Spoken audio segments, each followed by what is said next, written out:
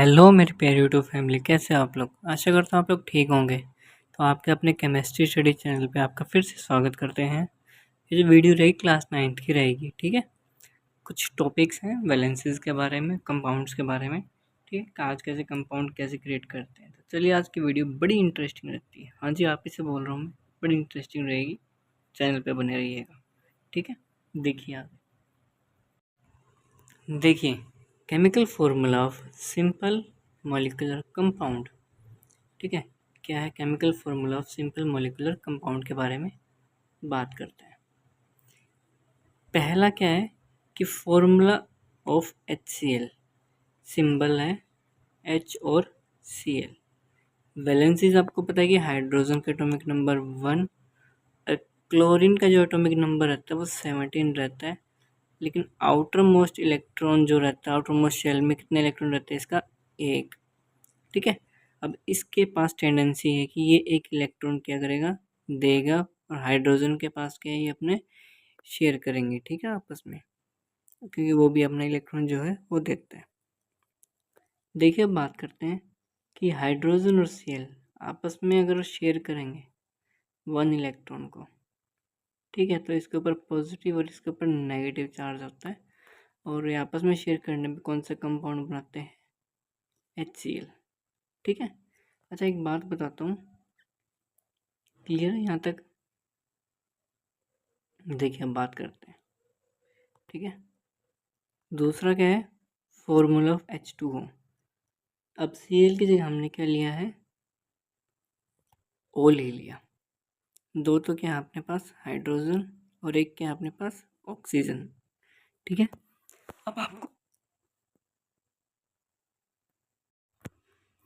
अब आपको अच्छे से पता है कि यहाँ पे, हाँ जी, आप ही से बोल रहा हूँ, इधर देखो, ध्यान दो, ठीक है। हाइड्रोजन का एटॉमिक नंबर 1 होता है, तो इसकी वैलेंसीज भी कितनी होती है, 1, ठीक है। अब ऑक्सीजन का एटॉमिक नंबर कितना होता है, 8, ठीक है। एटॉमिक मास कितना होता है, 16, तो इसका एटॉमिक नंबर 8 होता है, तो इलेक्ट्रॉनिक कॉन्फ़िगरेशन के अकॉर्डिंग कितना रहता है इसका, 2 और 6, ठीक है।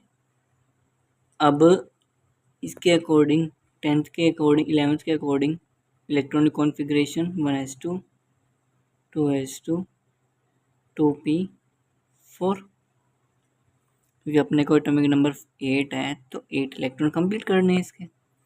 अब लास्ट में पी में कितने हैं, 1 2 3 4, कितने इलेक्ट्रॉन और चाहिए इसे अपना ये शेल पूरी करने में, 2। यहाँ पे भी इसको अपना ऑक्टेट कंप्लीट करने में कितने चाहिए, ऑक्टेट का मतलब 8 इलेक्ट्रॉन, तो 6 में 2 ऐड करेंगे तो कितने हो जाएंगे अपना पास, 8 हो जाएंगे, ठीक है। अब इसको अगर 8 इलेक्ट्रॉन चाहिए तो सिंपल सी बात है, तो ऑक्सीजन के पास वैलेंसी कितनी हो गई, 2, हाइड्रोजन के पास कितनी होगी, 1। लेकिन यहाँ पे हाइड्रोजन, अगर यहाँ पे देखिए, हाइड्रोजन की वैलेंसी कितनी है, 1, और यहाँ पे कितना, ऑक्सीजन की वैलेंसी कितनी होगी, 2। अब यहाँ पे चेक करें, क्रॉस मल्टीप्लाई अगर करें इनकी, तो हाइड्रोजन के तो मॉलिक्यूल कितने चाहिए हमें, अपने को 2, और ऑक्सीजन का कितना मॉलिक्यूल चाहिए, 1। तो ऐसे ही सिंपल सिंपल जो है कंपाउंड बनते हैं, एग्जिस्ट करते हैं, ठीक है। ये थी आपकी मॉलिक्यूलर कंपाउंड कैसे क्रिएट कर सकते हैं। अगला एक और एग्जांपल है, उससे सिंपल सी भाषा में समझ में आ जाएगा, अगर इनसे समझ में नहीं आया तो। नाइट्रोजन और हाइड्रोजन, कितने कंपाउंड अपने पास, नाइट्रोजन और हाइड्रोजन, वही अपने पास हाइड्रोजन की वैलेंसी यहाँ पे कितनी है, 1। अब आपको पता है कि नाइट्रोजन का एटॉमिक नंबर कितना होता है, बताओ भाई, 7,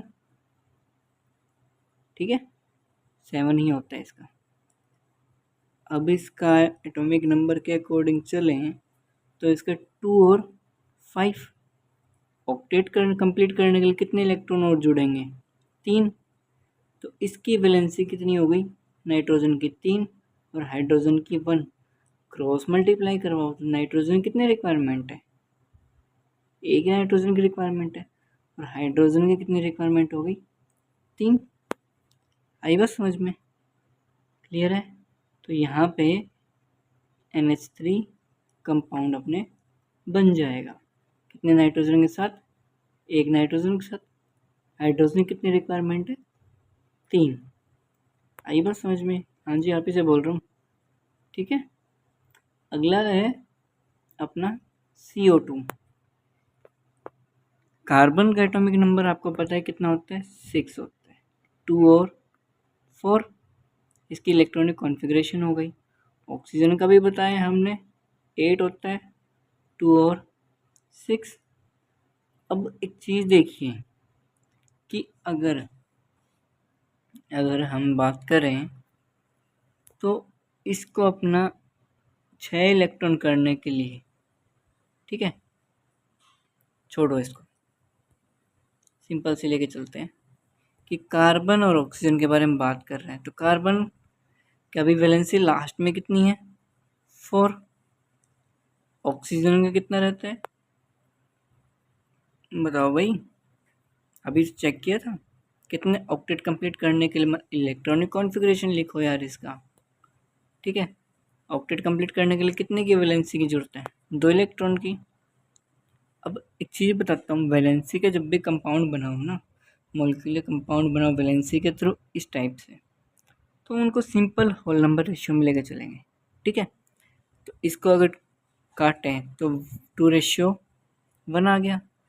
अब आपको ये पता चल गया कि क्रॉस मल्टीप्लाई करवाने पे कार्बन तो 1 चाहिए, ऑक्सीजन कितने की रिक्वायरमेंट हो गई? 2 की, ठीक है। तो ये अपना क्या बन गया? CO2, कार्बन डाइऑक्साइड, ठीक है। ऐसे ही मैं आपको एक अगर मैं एग्जांपल दूं तो क्या चलेगा? बताओ भाई, हो जाएगा नहीं हो जाएगा? पहले यहाँ तक मुझे ये बताओ, ये हो जाएगा? ठीक है। अब मैं एक एग्जांपल लिख के देता हूँ आपको, ठीक है, वो आपको ट्राई करना है इस वीडियो के बाद, ठीक है। अब एक चीज़ सोच के देखो कि कोई भी एग्जांपल ले लो, जैसे कि अपना N2,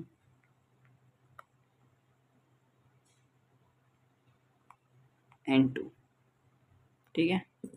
क्या ये एग्जिस्ट करता है? और करता है तो कितने नंबर में रेशियो में अपने एग्जिस्ट करेगा ये, ठीक है। या फिर अपने और क्या ले सकते हो, एक और एग्जांपल देते हैं आपको बढ़िया सा, ठीक है, जिसमें आपका कंपाउंड जो रहता है SO4, ठीक है। अगर ये चीज़ यहाँ से समझ में नहीं आती ना, तो गाड़ी को उल्टा लेके चल पड़ना। जैसे कि आपको पता है कि यहाँ पे O कितना है? 4। तो ये वैलेंसी किसकी रही होगी? सल्फर की। और यहाँ पे ऑक्सीजन की वैलेंसी कितनी रही होगी? 1, क्योंकि सल्फर यहाँ पे 1 है। क्रॉस मल्टीप्लाई करवाने के बाद ही तो हमारे पास वैलेंसी आती है, ठीक है। तो यहाँ पे क्या रह गया? SO4 ऐसे क्रिएट होता है। सीधी समझ में नहीं आता तो उल्टा चल पड़ो, ठीक है। तो ऐसे ही N2 का ट्राई करना। आगे देखिए, बात करते हैं। अगला टॉपिक है केमिकल फॉर्मूला बनाना है किसका? सम सिंपल आयनिक कंपाउंड का। अब पहले तो नॉर्मल कंपाउंड थे, मॉलिक्यूल थे। अब आयनिक कंपाउंड के बारे में बात करें तो आयनिक कंपाउंड कौन से होते हैं? जिन पे क्या रहते हैं? चार्जेस रहते हैं, प्लस और माइनस के, जो कि आयंस के फॉर्म में एग्जिस्ट करेंगे ना एग्जिस्ट। हाँ जी, आप इसे बोल रहे हैं एग्जिस्ट करते नहीं करते? करते। तो फॉर्मूला ऑफ NaCl, Na और Cl, इनका रेशियो कितना है? 1:1। तो ऑब्वियसली इनका वैलेंसीज कितनी रही होंगी?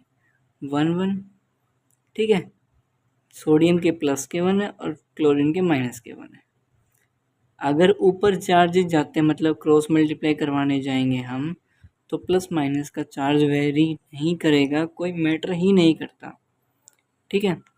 तो Na के ऊपर भी 1 और Cl के ऊपर भी 1, रेशियो भी क्या है? 1:1, ठीक है। चार्जेस वेरी नहीं करेंगे अगर वो ऊपर मल्टीप्लाई करने के बाद अगर उनके कंपाउंड में उनको लिखेंगे तो। ठीक है, अगला है सिंपल सा एग्जांपल MgCl2,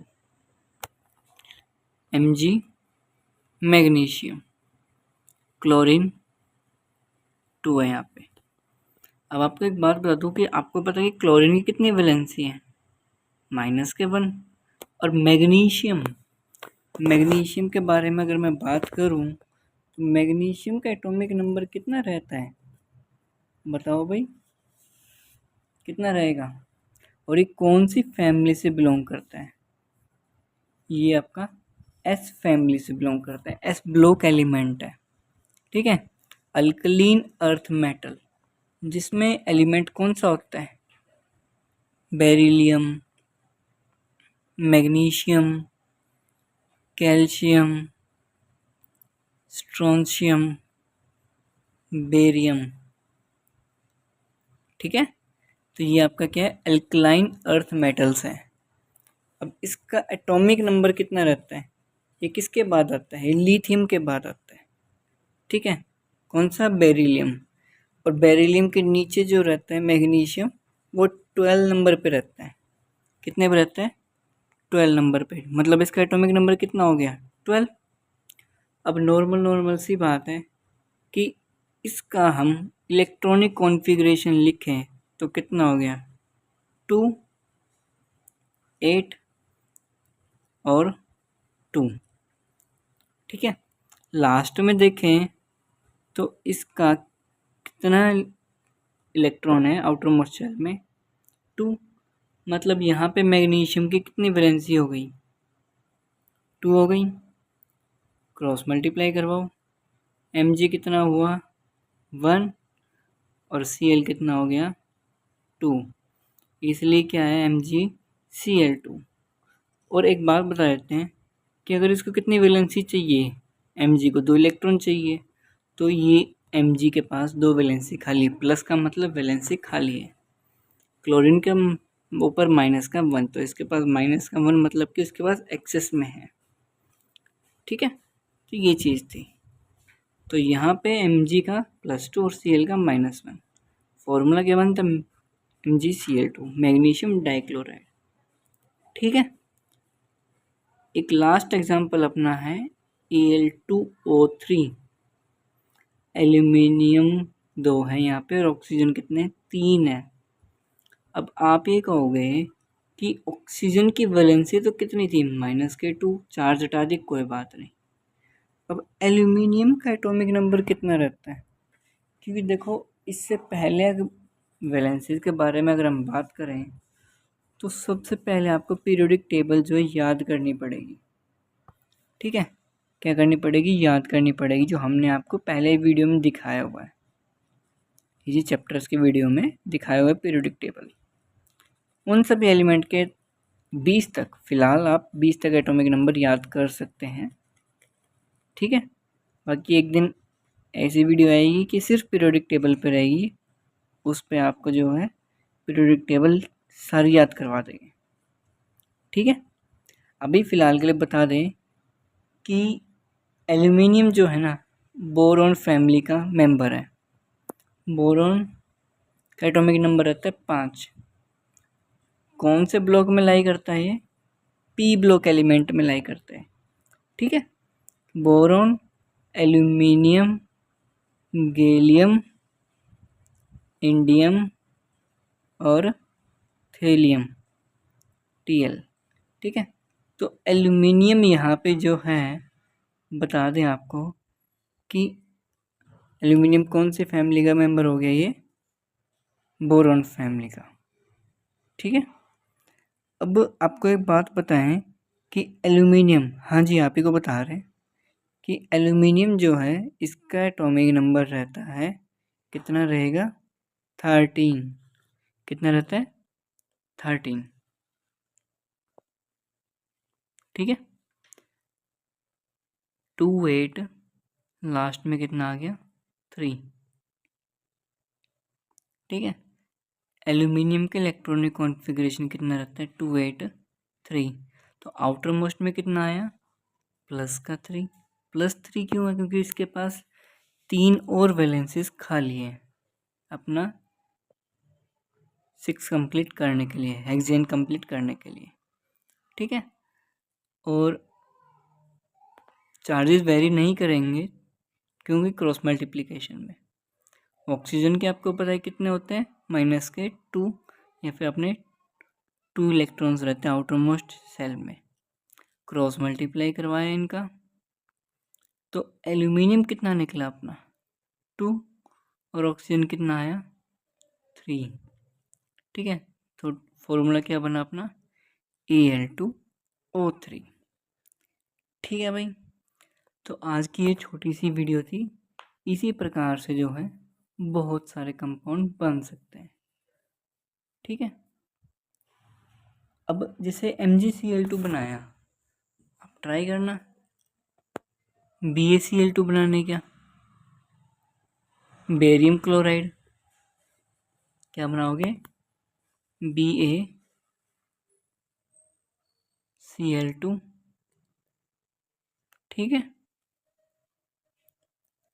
AlCl3, ये 2 एग्जाम्पल और हैं।